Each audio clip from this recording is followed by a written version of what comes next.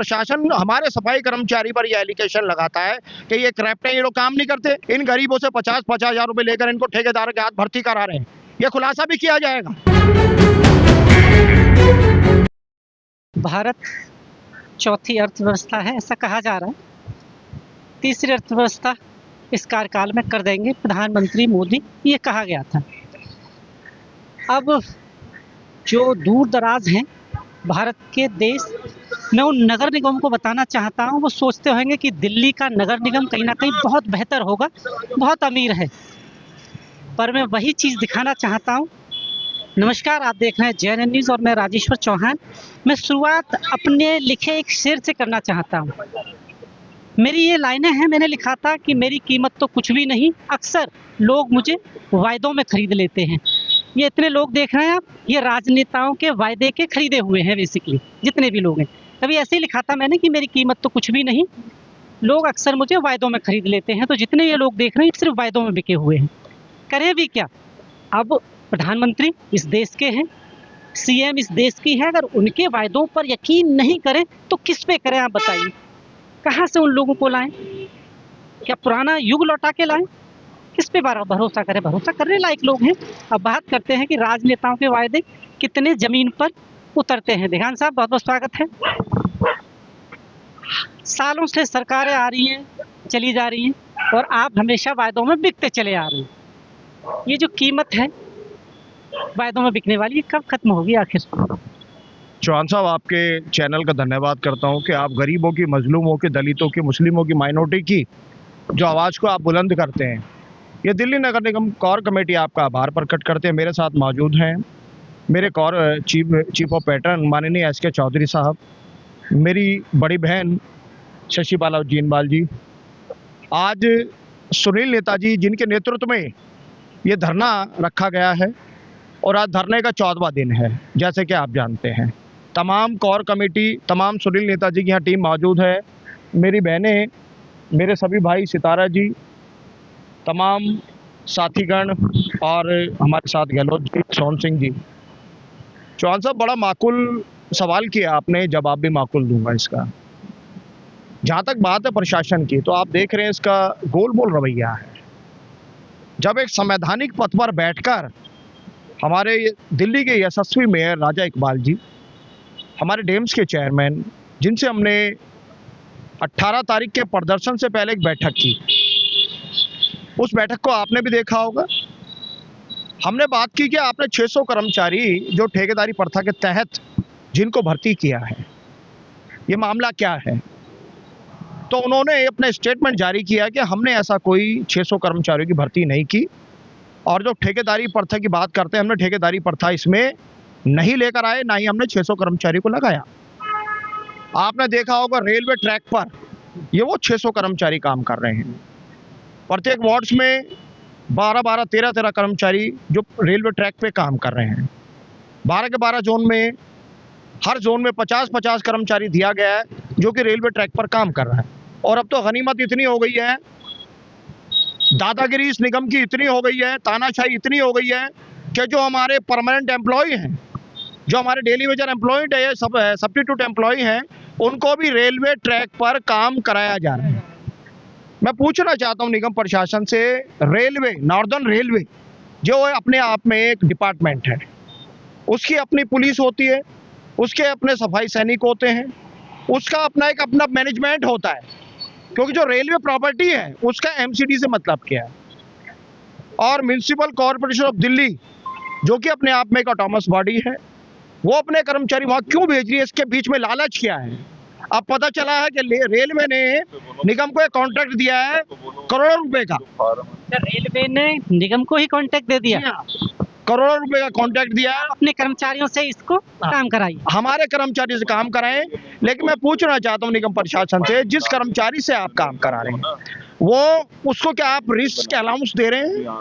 वो railway track पे काम कर रहा है। कई बार ऐसा भी होता है, रेल जो आती है उसके बाद साइलेंट मोड में अगर रेल आती है और बीच में कर्मचारी काम करे, बीच में ना काम करे, अगर पटरी के साइड में भी कर्मचारी काम कर रहा है तो टाइम टेबल पता भी नहीं, उसके झपेट में कर्मचारी आ सकता है। क्या उसका 1 करोड़ रुपए का उन्होंने लाइफ इंश्योरेंस कराया है? क्या उसको रिस्क अलाउंस दिए? क्या एक्सीडेंटल जो क्लेम होता है, क्या उसका ऐसा कोई फॉर्म भरा गया है? मैं पूछना चाहता हूँ अपने दिल्ली के कमिश्नर माननीय संजीव खीरवाल जी, आप दिल्ली के यशस्वी हमारे परिवार के मुखिया हैं और ये दिल्ली नगर निगम कोर कमेटी आपसे प्रश्न करती है और हमारा ये अधिकार है आपसे प्रश्न करना। जो आपने 600 कर्मचारी लगाए हैं, क्या ये रेजुलेशन स्टैंडिंग कमेटी से पास आउट है? क्या ये रेजुलेशन हाउस से पास है? अगर कोई कॉन्ट्रैक्ट ऐसा है तो उस कॉन्ट्रैक्ट का हमें ऑर्डर चाहिए।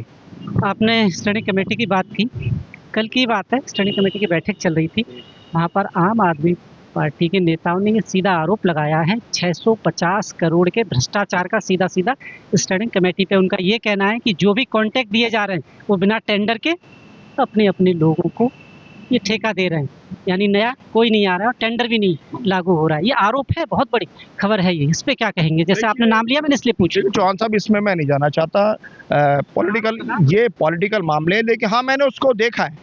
वहाँ एक काउंसलर कह रहे हैं कि भाई अगर जब स्टैंडिंग कमेटी आपने बना रखी है तो अगर कोई भी रेजुलेशन, इससे कोई भी प्रस्ताव पारित होता है तो सबके सामने होना चाहिए। अब इसमें पारदर्शिता नहीं है तो, लेकिन मैं आपको बताना चाहता हूँ, करप्शन करे दिल्ली नगर निगम।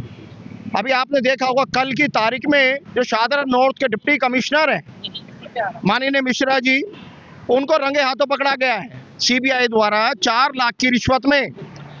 और यहाँ प्रशासन कहता है कि दिल्ली का कर्मचारी काम नहीं करता, दिल्ली का कर्मचारी भ्रष्ट है। हमारा सफाई कर्मचारी भ्रष्ट नहीं है, ये खुलासा हो चुका है।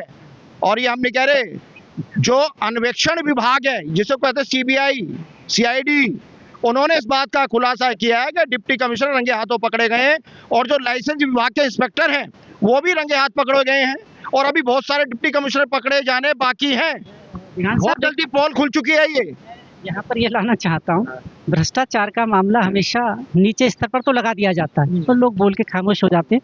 इतने बड़े अधिकारी जब पकड़े जा रहे हैं, सोचिए डीसी जिसकी जिम्मेवारी पूरे जोन की सतर्कता से लेके कर्मचारियों का भविष्य उसके हाथ में है, जब भविष्य ऐसे लोगों के हाथ में हो तो कैसे आप निगम को फलता फूलता देख सकते हैं? इन्होंने तो पहले इस तरह के लोग बिठा दिए और ये खामोश भी रहते हैं इस सवाल पर। अब देखना ये होगा क्या ये कार्रवाई करेंगे इस पे या कहीं ना कहीं बचाने पे पूरा सिस्टम लग जाएगा। देखिए, जब मामला प्रत्यक्ष को प्रमाण की आवश्यकता नहीं है, सब चीज़ प्रमाणित हुई है और ऐसा नहीं है कि बहुत ज़्यादा अंधकार है। कहीं ना कहीं सीबीआई अगर जांच कर रही है तो उनको हिरासत में लिया गया है, उनको ट्रैप किया गया है, बाकायदा जो नोट हैं वो सीज किए गए हैं, उनको रंगे हाथ पकड़ा गया है। डिपार्टमेंट अपना काम कर रहा है। लेकिन मैं इस बात को इसलिए कहना चाहता हूँ, स्पष्टीकरण इसलिए कर रहा हूँ, बार बार प्रशासन हमारे सफाई कर्मचारी पर यह एलिगेशन लगाता है कि ये करप्ट है, ये लोग काम नहीं करते। हम लोग काम के चोर नहीं हैं, हम समय के थोड़े बहुत चोर हो सकते हैं कि या तो 10 मिनट बाद चले जाएं या 10 मिनट पहले चले जाएं। लेकिन कर्मचारी यदि काम नहीं करता तो लाखों मैट्रिक टन कूड़ा जो लैंडफिल पर उठकर जाता है, इसको कौन उठाता है? किसी का बाप नहीं उठाता, मेरे परिवार के लोग उठाते हैं इस कूड़े को। राजकुमार टिकैत जिंदाबाद, राजकुमार टिकैत जिंदाबाद। और आज यदि भर्ती की बात है तो जब आप ये कह चुके हैं कि भाई हमारे यहाँ कर्मचारी शॉर्ट है, जब आप 600 कर्मचारी ठेकेदार का लगा सकते हैं तो आप सरकारी भर्ती क्यों नहीं कर रहे? 30 वर्ष में आज तक आपने सरकारी भर्ती की ही नहीं।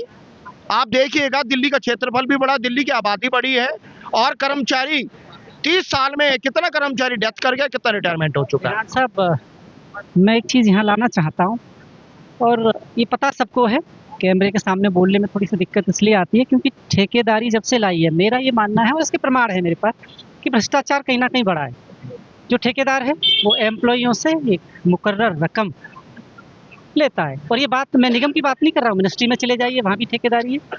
हर जगह से एक अमाउंट लिया जाता है। स्कूल में जो दिल्ली सरकार के अधीन है ठेके पे, उनसे एक पैसा लिया जाता है और नौकरी दी जाती है।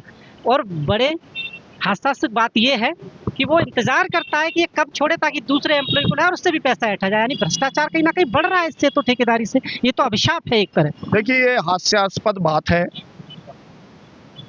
जिन कर्मचारी को उन्होंने भर्ती किया है इसमें हमारे भी लोग इन्वॉल्व हैं। मैं स्पष्टीकरण करूंगा, लोगों का भी, उनके मुंह भी काले किए जाएंगे जो लोग इन गरीबों से 50-50 हज़ार रुपये लेकर इनको ठेकेदार के हाथ भर्ती करा रहे हैं। ये खुलासा भी किया जाएगा क्योंकि कहीं लोहा खोटा है, कहीं लोहार खोटा है। हमारे ही नेतागण इनसे 50,000 रुपये से लेकर 60,000 रुपये लेकर इनको भर्ती करा रहे हैं। उनका भी खुलासा मैं करूँगा। नाम उनके पास, उनके मेरे पास आ चुके हैं, चौधरी साहब के पास भी आ चुके हैं। और पूरी कोर कमेटी एक प्रेस कॉन्फ्रेंस कराकर उनका मुंह काला करेंगे, उनको नंगा करेंगे समाज के बीच में। जिन बच्चों को लगाया गया है, जिन परिवार के लोगों को लगाया गया है, अगर वो गरीब 2 दिन ड्यूटी पर न जाएं तो उनके स्थान पर वही 50,000 रुपए लेकर दूसरे कर्मचारियों को अपॉइंट कर दिया जाएगा। क्या ये गुनाह नहीं है? क्या दमन नहीं है कि जानबूझ के इन दलितों का, इन वाल्मीकियों का शोषण किया जा रहा है एक ठेकेदारों के हाथों और हमारे समाज के हाथों? हमारा समाज हमारा ही दुश्मन होता जा रहा है। आखिर क्या वजह है इस चीज की? देखिए, करप्शन बहुत ज्यादा आगे है और चौहान साहब अब अति हो चुकी है इस करप्शन को लेकर। हमने तो भर्ती की मांग की है। हमने कब कहा है क्या हमें विशेष राज्य का कोई दर्जा दे दो? हमने कब कहा है उत्तराखंड हमें दे दो? हमने कब कहा है कि दलितों को राजस्थान दे दो? हमने तो सिर्फ इतनी मांग की है कि भैया दिल्ली को स्वच्छ रखना चाहते हैं, साफ रखना चाहते हैं, पर्यावरण को आप दुरुस्त रखना चाहते हैं तो 25,000 कर्मचारी की भर्ती करें। हमने कौन सी गलत बात की है? हमने किसी विशेष राज्य का दर्जा नहीं मांगा सरकार से। हमने अपने परिवार में नौकरी मांगी है। 30 वर्ष में आपने दिल्ली की जनसंख्या को ध्यान में रखते हुए भर्ती नहीं की और लगाए तो 600 कर्मचारी लगाए ठेकेदार के। ये गुनाह है, इसको सिर्फ 6 महीने किया जाएगा। ये एक तरह से डमी लगाए गए, डमी कहते हैं इनको, यानी 3 महीने बाद इनको हटा देना, इनके स्थान पर फिर दूसरी भर्ती करना, फिर वो तीसरी भर्ती करना, यानी ये चेक करना कि दिल्ली के संगठनों में, दिल्ली की यूनियन में दम कितना है। हमारे अंदर दम इतना है कि तुम्हारी इस भर्ती को हम निरस्त कराएंगे और बंद कराएंगे। तो जैसा कि आपने देखा, मैंने आपको सुनवा दिया क्या उन्होंने कहा कि कैसे क्या मांगे हैं, अगर पूरी नहीं होती हैं तो क्या होता है। ये आग का दरिया है और डूब के जाना है। अब देखना ये है क्या वाकई इस बार कर्मचारियों के भविष्य बदलेगा। आप देख रहे हैं JNN न्यूज़। बहुत बहुत धन्यवाद।